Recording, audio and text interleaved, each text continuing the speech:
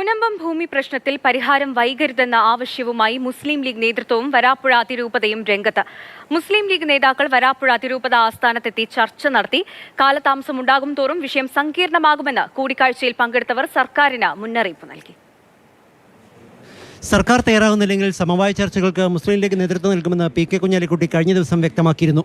ഇതിന് പിന്നാലെയാണ് പാലക്കാട് ഉപതെരഞ്ഞെടുപ്പിന് മണിക്കൂറുകൾക്ക് മുന്നേ ലീഗ് നേതാക്കൾ വരാപ്പുഴ അതിരൂപത ആസ്ഥാനത്തെത്തിയത്.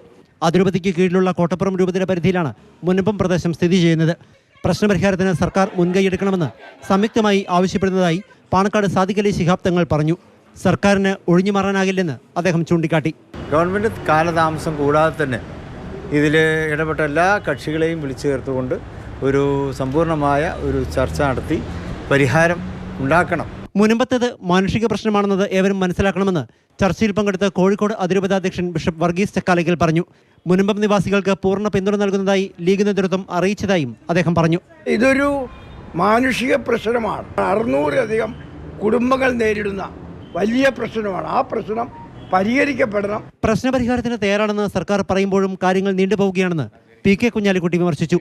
അപ്പോൾ സർക്കാർ അതിനങ്ങ് മുൻകൈ എടുത്താൽ അത് മുഖ്യമന്ത്രിയോടും അതുപോലെ തന്നെ ലോ മിനിസ്റ്ററോടും വക്കം മിനിസ്റ്ററോടും ഒക്കെ ഞങ്ങൾ ഒരുമിച്ച് തന്നെ റെപ്രസെൻ്റ് ചെയ്യുക എന്നുള്ള നിർദ്ദേശവും ഉണ്ട്.